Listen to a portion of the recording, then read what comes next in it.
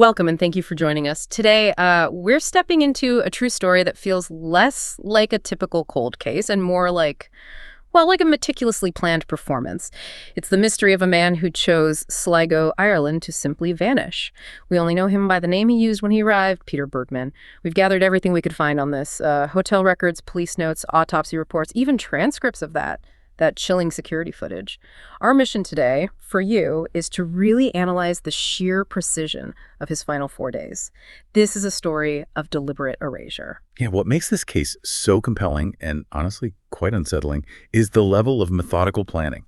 It wasn't some sudden impulsive act. It really feels like a mission executed with one clear goal: to make sure that when his life ended, his identity just ceased to exist along with it. Every single step was calculated. Okay, so let's unpack this timeline. It starts on Friday, June 12th, 2009. We know he arrived at the Ulster bus depot in Derry, Northern Ireland. We don't know where he came from before Derry, but he got on a bus there. Right. Carrying a black shoulder bag and a smaller carry-on. He arrives in Sligo around 6:30 in the evening. Sligo, it's the seaport town, northwest coast, lots of history. But this one visitor in 2009 definitely added a strange chapter to it. Straight away, he gets a taxi to the Sligo City Hotel, right near the sea. Description-wise, slender guy, seemed maybe 50s or 60s, clean-shaven. And spoke with a distinct German accent that's noted several times. He pays the 65 euros a night in cash and checks in. And right there, at check-in, we get the first really concrete clue that this was all premeditated. He gives the name Peter Bergmann, but for his address, he lists Ainstans 1547, Vienna, Austria. Which investigators checked out later. They did, and it turned out to be completely bogus. It wasn't a real address, just an empty lot in Vienna. So the man they were looking for, this Peter Bergmann, he essentially never existed, not under that name and address anyway. Okay, so the choice of identity itself is interesting. Speaks German, gives an Austrian address, but ends up in Sligo, Ireland. Does that immediately suggest, trying to throw people off the scent? Put his supposed origin a country or two away? Oh, absolutely. I mean, think about it. If he was really from Austria, giving a real or at least a plausible-sounding address would be simple. By making up an address in a place culturally linked but geographically separate, Austria, German-speaking, he creates this sort of plausible backstory. But crucially, it removes the main tool police use. Yeah. Actual residence records. A phantom identity from the start. Exactly. Ensuring the investigation hits a dead end right away in Vienna. So Peter Bergmann checks in, and over the next 3 days, he seems to just methodically erase himself. The security footage, it shows him interacting very little, right? Barely at all. With staff, other guests, yeah. Very minimal. His main activity seems to be just movement, constant movement. Long walks out of the hotel. Yeah, long, seemingly purposeful walks. And these walks are tied to this idea of erasing his identity. He keeps being seen leaving the hotel with this purple plastic bag. It looks like it's full of stuff. But when he comes back from these walks, the bag's empty. Or sometimes the bag itself is just gone. Right. And this is key. He's systematically getting rid of his belongings. The thinking is he was using blind spots in the town's CCTV coverage. Blind spots, so he knew where the cameras weren't. It certainly looks that way. It suggests either he knew Sligo surprisingly well, or he'd done some very careful planning beforehand, maybe even reconnaissance. He's ditching items in bins, likely things that could trace back to who he really was. But why do it bit by bit? Why not just one big dump run somewhere outside town? Well, that's what points to this high degree of, let's call it, forensic awareness. He probably wasn't getting rid of large, bulky things in one go. It was likely smaller, more identifiable items, maybe receipts, papers, labels cut from clothes, things with serial numbers, disposing of them in small batches over several trips. Makes it look less suspicious, just a guy out for a walk, maybe dropping some litter. Precisely. It minimizes the chance of someone finding one big stash of his life's remnants. He's distributing the evidence destruction, making it harder to piece together. Okay, and then on Saturday, June 13th, he does something specific. He goes to a post office. Yes, buys 8 stamps and airmail stickers. 8 letters. If he sent them maybe goodbyes to family, friends, it's really striking that nobody ever came forward, especially with all the publicity later. It really underscores how successful his mission was, in a way. Either, like you said, the letters were never actually sent, or they went to people who knew he wanted total anonymity, maybe knew about his health. That's a strong possibility. People who would absolutely respect his final wish even after he was gone. It suggests his secrecy maybe wasn't about, say, running from debt or the law. It was about protecting his identity now from whatever his past life was. Then on Sunday the 14th, there's that taxi ride. He specifically asked the driver for a recommendation. A quiet beach, right. Somewhere he could go swimming. Yeah, a quiet, secluded spot.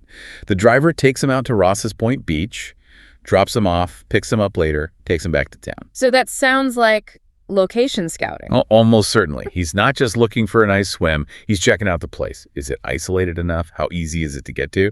He's figuring out the logistics for his final act. Which brings us to Monday, June 15th, his last day. He checks out of the Sligo City Hotel that morning, and the cameras catch something else odd about his bags at this point. Yes, the luggage changes again. He leaves with the black shoulder bag he arrived with, and that purple plastic bag makes another appearance, but the smaller carry-on he first had, it's gone. Replaced by a different, smaller bag. So over 4 days, he's ditched at least one, maybe two, entire pieces of luggage. He's literally shedding his past as he goes. The meticulousness is just astounding. He arrives with bag A and bag B, leaves with bag C and bag D, basically.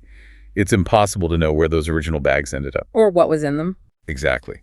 And he even gets rid of one more bag after leaving the hotel, but before reaching the bus station on that final walk. So he walks towards the bus station, but one bag disappears between the hotel and the station. That's right. We don't know where or how. It's like he's following this internal checklist for disappearance. And we actually see evidence of maybe that checklist right at the bus station cafe. Yeah, this is maybe the most chilling bit of footage. He orders a cappuccino, a ham and cheese toasted sandwich, standard stuff. But while he's eating, the camera captures him pulling small pieces of paper out of his pocket over and over. Looking at them, folding them, putting them away. And then at one point, he takes one piece of paper and very deliberately tears it into tiny pieces, like confetti. And throws it in the bin right there. Yeah. The strong suspicion is that this was his final checklist. Tasks to complete. Bags gone. Check. Money sorted. Check. Fake address given. Check. And the final step.